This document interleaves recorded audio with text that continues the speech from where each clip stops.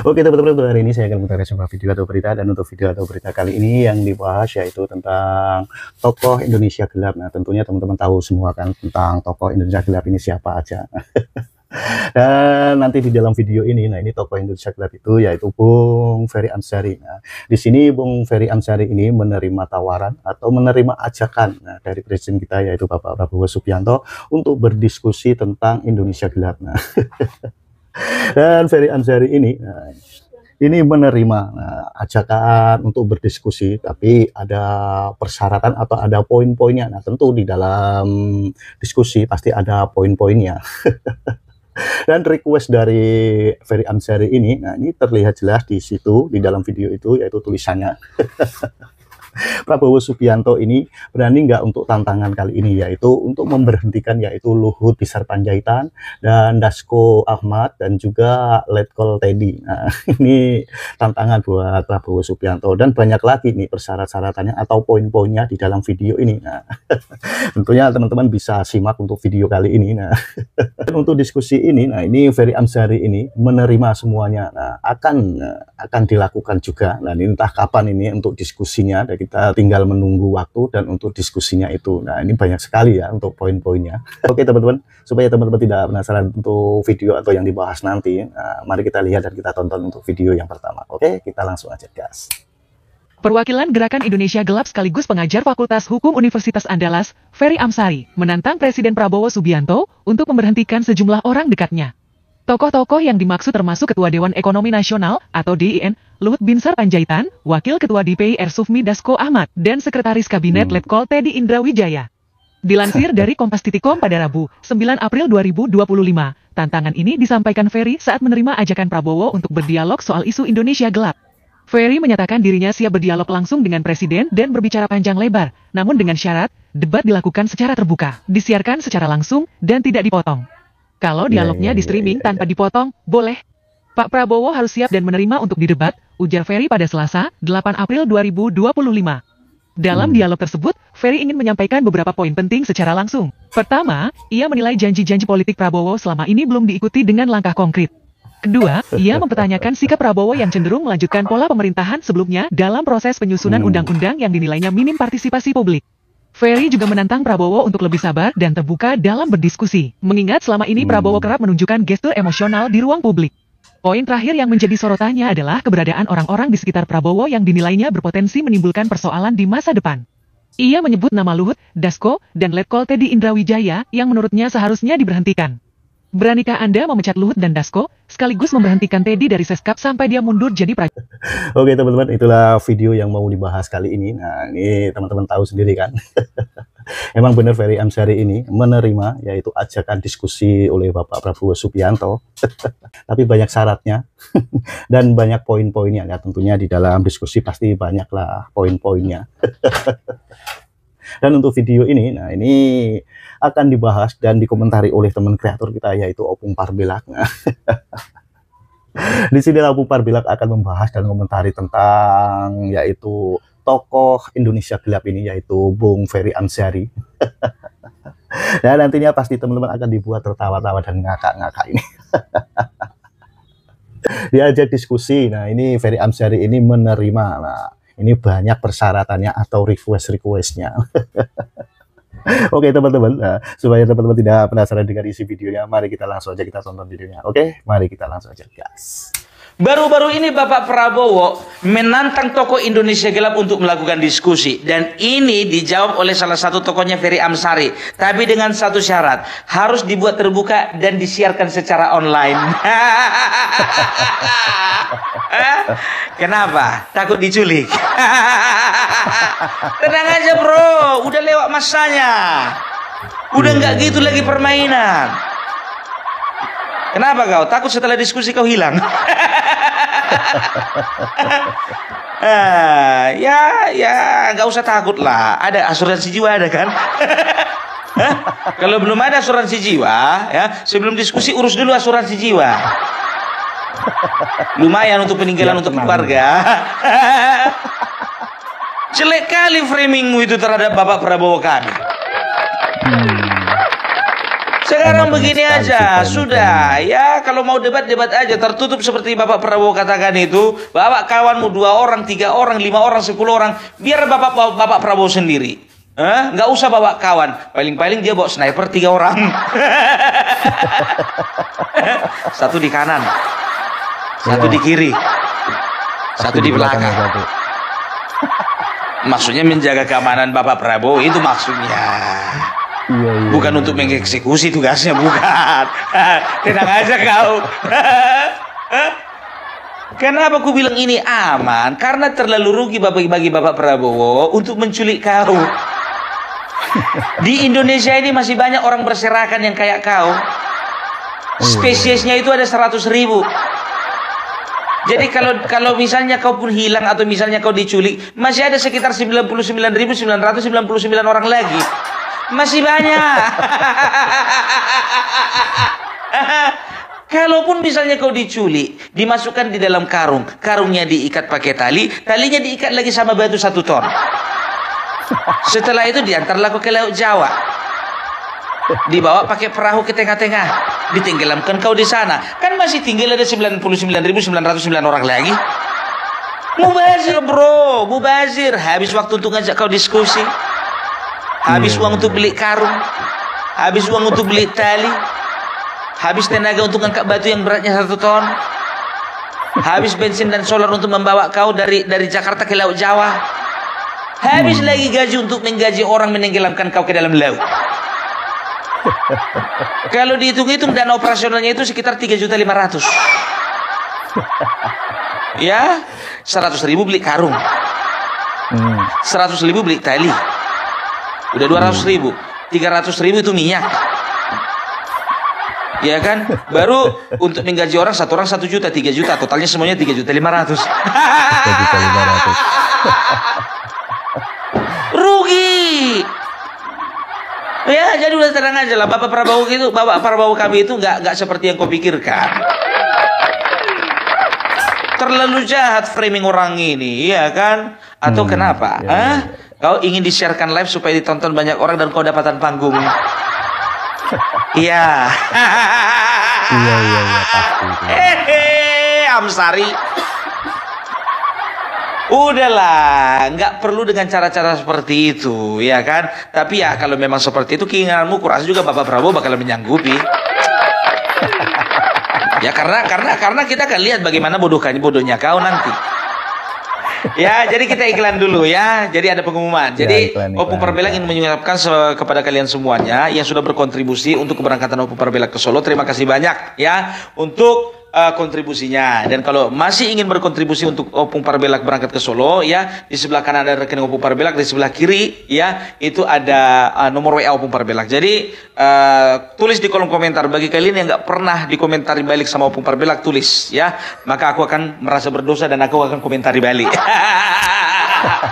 Tapi sejauh ini enggak. Bahkan Opung Parbelak itu beberapa kali kalau ada waktu itu menelepon beberapa teman-teman yang sudah me-WA Opung Parbelak gitu ya. Iya. Jadi buat teman-teman ya yang ada di Solo, di Jogja dan juga di Jakarta, siap-siap ya, kita bersama teman-teman kreator lainnya, kita akan roadshow 2 hari di Solo, 2 hari di Jogja dan 2 hari di Jakarta. Dan kita akan ketemu dengan Bapak Jokowi. Hari pertama ya kita akan makan malam bersama Bapak Joko Widodo beserta teman-teman dari barisan Sudarsono Jokowi Lover. Dan hari yang kedua ya kita mendapat kehormatan untuk berjumpa dengan Bapak Joko Widodo di rumah Bapak Joko Widodo di Kota Solo. Nah, di sana ya kita akan sampaikan kepada Bapak Joko Widodo, Bapak tidak berjalan sendirian, Pak, masih banyak orang yang simpati dan masih banyak orang yang cinta kepada Bapak Joko Widodo. Dan kalau rencana Bapak memang mau bikin partai, Pak, cepatlah, jangan dilambat-lambatkan. Kalau Bapak mau bikin KTA, Pak, sama saya ada list namanya. Silakan Pak, dimasukkan ke dalam daftarnya supaya ini menjadi anggota pertama dari partai yang Bapak bentuk.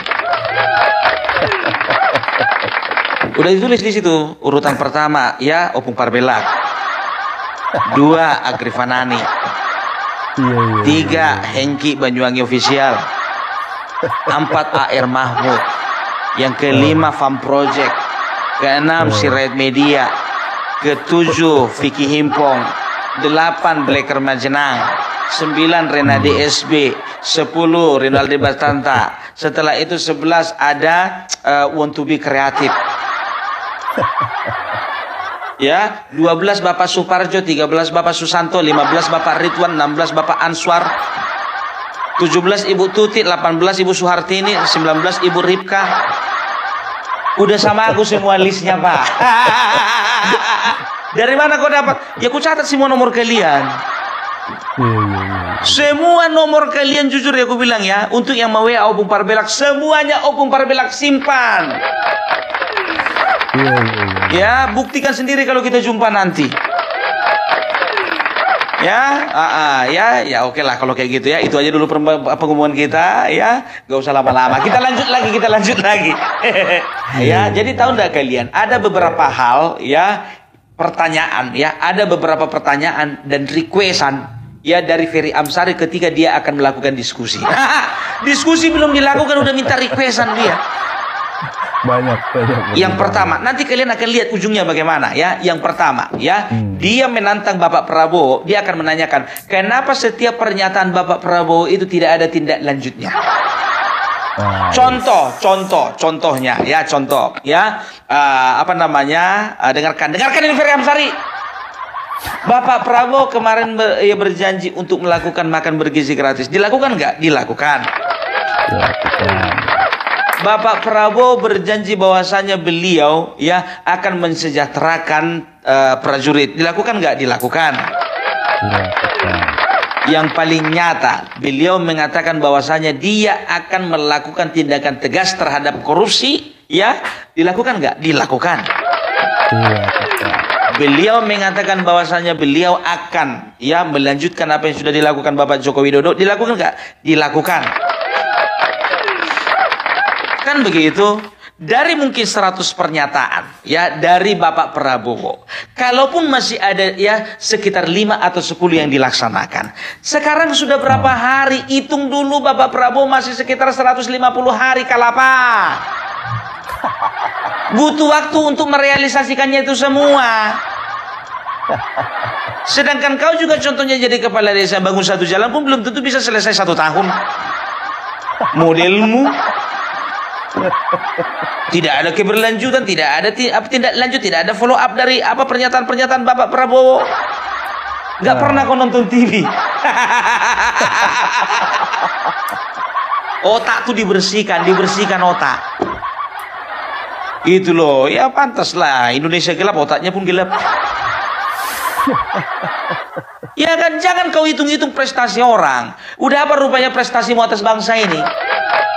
Nggak usah kau pertanyakan apa yang sudah dilakukan Bapak Prabowo terhadap bangsa ini. Biar tahu kau, jauh sebelum bapak dan mamamu merencanakan pembuatanmu, sebelum melakukan proses reproduksi, itu Bapak Prabowo sudah berjuang untuk bangsa ini. Bapak Prabowo sudah pegang senapan, Bapak Prabowo sudah mengorbankan darah, air mata, dan bahkan nyawanya. Nah, bapak sama mamamu masih melakukan proses perencanaan reproduksi. Kau belum apa-apa, bro. Kau itu masih anak kemarin sore. Terus apa rupanya yang sudah kau tahu rupanya? Yang sudah dilakukan Bapak Prabowo terhadap bangsa ini? Kayak udah banyak aja yang kau lakukan, sebiji pun gak ada. Aku kesal kali ngeliat kawan ini. Begitu ditanya wartawan kemarin kenapa bilangnya, menurut penilaian Bang Ferry Amsari, apa hal positif yang sudah dilakukan Bapak Prabowo selama 150 hari ini? Nggak ada katanya.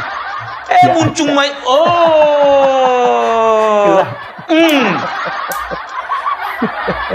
Nggak ada katanya. Sedangkan kau jadi kepala desa belum tentu sanggup. Anak kemarin sore mau mendikte Bapak Prabowo. Kau itu nggak lebih dari sekedar tukang rusuh. Kemarin kau kuar-kuar adili Jokowi, kuar-kuar Indonesia gelap. Kemarin perkara retret pun juga kau bilang Mendagri ada bikin korupsi kan? Sampai sekarang nggak bisa kau buktikan kalapa keong racun, telur bebek. Emosi aku kau bikin. Jangan kau bikin malu anak muda, serius. Terus apa rupanya prestasimu? Cuma satunya prestasimu kan dirty vote. dirty kotor, vote suara. Udah berapa kali ku praktekkan itu. Suara kotor. Oh no, oh my god. Jadi jelek kali aku jadinya dilihat penontonku ini. Makanya aku bilang, dirty vote apa sih? Dirty vote itu bukan itu artinya opung. Dirty vote itu artinya pemilihan kotor. Ya aku kan nggak pintar bahasa Inggris. Dirty kotor, vote suara. Ya itulah aku artikan, suara kotor. Suara kotor. Itu dia. Jadi udahlah ya. Setelah itu apa lagi? Yang kedua dia mengaku akan bertanya bahwasanya ya Prabowo, ya dia akan bertanya kepada Bapak Prabowo, kenapa Bapak Prabowo menyusun undang-undang secara serampangan? Undang-undang yang mana? Kau kan ahli tata negara kan? Undang-undang yang mana? Kalau berbicara tentang undang-undang TNI, ya, itu yang membahas itu adalah DPR, bukan Bapak Prabowo. Kenapa? Pasal berapa? Pasal 3, pasal 47, atau pasal 53? Yang mana satu? Serampangannya di mana? Kenapa? Nggak kebagian? Gak usah dibahas lagi masalah undang-undang TNI itu, ya kan? Itu udah final, sudah fix, nggak ada perlu dibahas lagi, ya. Setelah itu yang ketiga, ya, dia mengatakan apa, ya? Yang ketiga, ya, Ferry Amsari itu menantang Bapak Prabowo, ya. Ketika nanti berdiskusi, Bapak Prabowo diminta untuk tahan emosi, tidak pukul-pukul meja. Salah waktu kau, salah waktu. Momennya salah. Kalau 2014, 2019 kau bilang begitu betul. Ini 2024. Mulai dari kemarin Bapak Prabowo kampanye Pilpres sampai sekarang nggak pernah sekalipun pukul-pukul meja. Kau hidup di zaman apa sih? Kau lihat dulu kalender di rumahmu dulu, periksa dulu di kalender rumahmu itu. Sekarang ini tahun 2025 atau tahun 2015? Enggak aja, ya. Jadi seolah-olah dia ini memframing ya bahwasanya Bapak Prabowo itu adalah tipikal orang yang masih emosional. Kemarin 2014, 2019 ya, kenapa Bapak Prabowo terkesan emosional? Karena di belakang-belakangnya Bapak Prabowo itu ya ada tukang pukul. Ada tukang sweeping. Ada tukang ngajak perang agama. Ada tukang ngajak perang sesama. Banyak kali provokatornya. Itu kemarin 2014 2019. Bisa dikatakan Bapak Prabowo salah circle.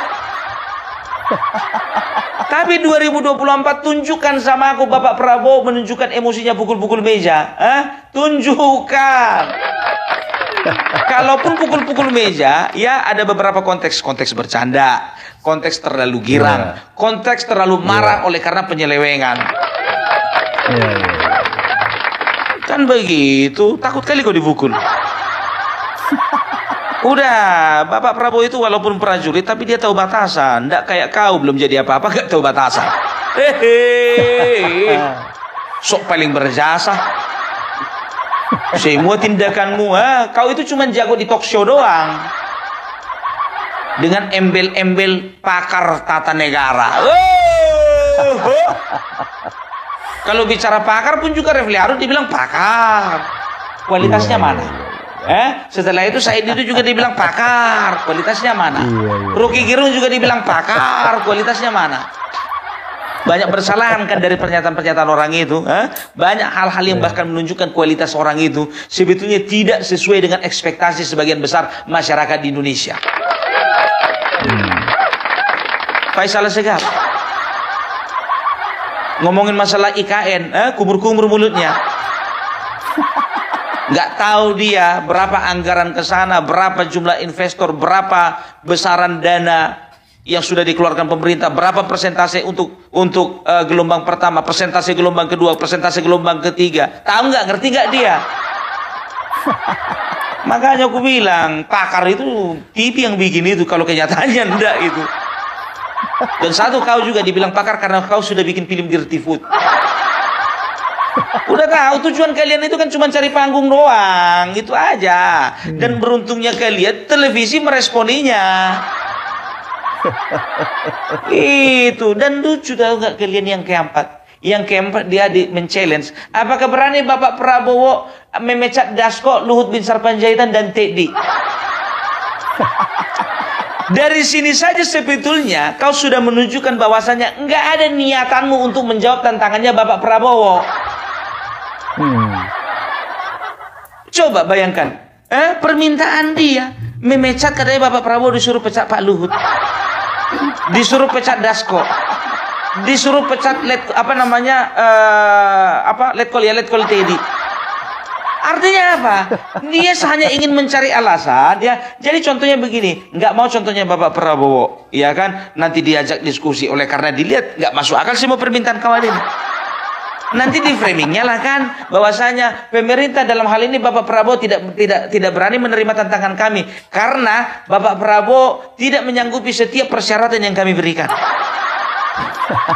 Syaratmu pun aneh, minta orang memecat Bapak Luhut bin Sarpanjaitan. Siapa kau? Siapa kau? Udah Bapak Luhut bin Sarpanjaitan itu bisa dikatakan kalau kau dibandingkan Bapak Luhut bin Sarpanjaitan, jujur aja lo aku bilang, ya, separuh napasmu itu belum ada tandingannya dengan apa yang dilakukan Bapak Luhut Panjaitan. Di kemaritiman dia oke. Menyelamatkan bangsa ini bekerja sama dengan Bapak Prabowo, Bapak Joko Widodo melewati masa-masa Covid, oke. Ya, bicara tentang pembangunan, ya, di daerah-daerah tertinggal, oke. Bicara tentang pemajuan perekonomian juga oke. Kau apa? Kau apa? Sedangkan masa Indomie aja kau masih lihat tutorial. Semua aksimu itu nggak ada yang nggak ada yang mendapat respon positif. Aksi-aksi ngawurnya aksimu itu nggak berbobot aksinya ini. Adili Jokowi Indonesia gelap. Setelah itu mengatakan bahwasanya Menteri Dalam Negeri melakukan korupsi retret. Ada aja. Jujur aja lo aku bilang, kalau orang-orang kayak gini maunya ditangkap. Jadi Bapak Prabowo ingin tahu, beliau itu kepengen tahu, ya, apa sih dasarnya? Kalian bilang itu Indonesia gelap, ya? Apa sih yang mendasari, ya, tagar kabur aja dulu, ya? Jadi Bapak Prabowo yakin aku, ya, kalian itu nggak akan berdebat sama Bapak Prabowo, nggak bisa. Kalian itu diceramai.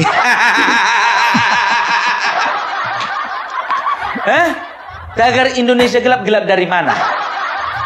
Justru pengungkapan korupsi itu, disitulah yang membuka tabir sehingga Indonesia ini makin terang.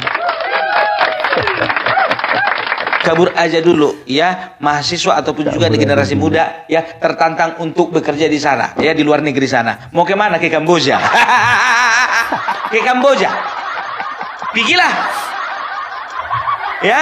Tapi ingat, begitu kalian sampai nanti di sana, jangan kalian bikin video, teman-teman, pemerintah, kami sekarang ada di Kamboja, tolong kami dulu, kami sedang disiksa, kami nggak bisa kemana-mana, kami tertipu, katanya kami dijanjikan kerja, ternyata kami dipekerjakan di di bandar judi, mau gitu. Makanya aku bilang, sedangkan ada pekerja-pekerja legal pun juga tetap ada masalah di luar. Yang ilegal pun juga ada masalah di luar.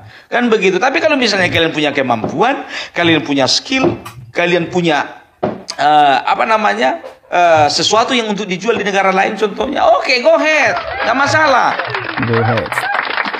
Ini bahasa Inggris saja masih belepotan. Ini yang mau bilang kabur aja dulu. Sebelum kabur aja dulu kalian contohnya, kursus bahasa Inggris dulu kalian. Selama bahasa Inggris kalian tidak lebih sempurna daripada Firdaus Oibowo, jangan pernah kalian bermimpi untuk pergi ke luar negeri. Harus bisa dulu kalian latih lidah kalian itu mengatakan immediately. Ya, tapi selama kalian masih mengatakan immediately, jangan coba-coba ke luar negeri kalian. Apalagi sok-sokan mengusung tagar kabur aja dulu. Generasi. Ya, silakan mau ke Jepang silakan, Korea silakan, Korea Utara silakan, Amerika Serikat silakan.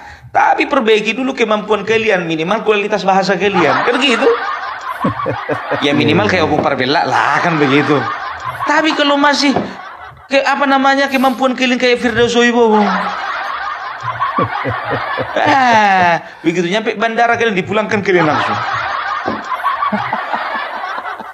Itu dia. Ya, jadi kalau aku katakan sebetulnya ini adalah jawaban konyol dari seorang Ferry Amsari. Artinya apa? Secara konyol dia itu sebetulnya menolak ajakan diskusi Bapak Prabowo. Kenapa bilang? Yang pertama, oke, pertanyaan itu akan dijawab Bapak Prabowo. Ya, pertanyaan yang pertama tadi, ya, dia akan bertanya perihal kenapa pernyataan Bapak Prabowo tidak ada tindak lanjutnya. Bapak Prabowo yakin akan bisa menjawab. Setelah itu pertanyaan kedua, apakah Bapak Prabowo kenapa Bapak Prabowo serampangan di dalam menyusun undang-undang? Nanti Bapak Prabowo juga bisa jawab kan begitu. Yang ketiga, ya, si Ferry Amsari mengatakan bahwasanya Bapak Prabowo kalau diskusi jangan emosi, ya, tidak pukul-pukul meja. Itu pun bisa dia sanggupi. Tapi yang keempat, Ferry Amsari tahu bahwasanya akan mustahil bagi seorang Bapak Prabowo memecat Dasko, Luhut Bansar Panjaitan dan Teddy. Makanya aku bilang, ya, itu hanya alasan untuk menolak secara konyol. Ahli tata negara tapi kualitas kayak gitu. Kurasa kau lihat undang-undang pun Google ya kau. Searching dulu kau di Google ya kan. Iya. Itu dia. Ya, oke lah dulu kalau kayak gitu. Ya, aku tidak berniat untuk merendahkan siapapun. Tapi satu hal, ketika pemimpinku diserang, ya, pada saat yang bersamaan pemimpinku sedang melakukan yang terbaik untuk bangsanya. Disitulah Opung Parbella bersama dengan teman-teman lainnya berdiri, berjuang bersama-sama merapatkan barisan untuk menantang dan melawan hoax yang disebarkan orang-orang. Ya, dan ingat itu, ya, jangan sampai lupa teman-teman, ya, dukung terus Opung Parbella, ya, untuk keberangkatannya ke Solo. Hari sudah semakin dekat, tanggal 20 dipastikan kita akan berada di Solo. Oke? Salam Parbella, salam NKRI harga mati. Oke, terima kasih teman-teman yang sudah menonton videonya. Itulah keseruan Opung Parbella membahas dan komentari tentang tokoh Indonesia gelap yaitu Ferry Amsari dan yang lainnya. Gimana menurut pendapat teman-teman? Dan apabila teman-teman ada saran atau ada komentar, silahkan komen di kolom komentar. Sampai jumpa di video selanjutnya. Selamat beraktivitas. Sampai jumpa.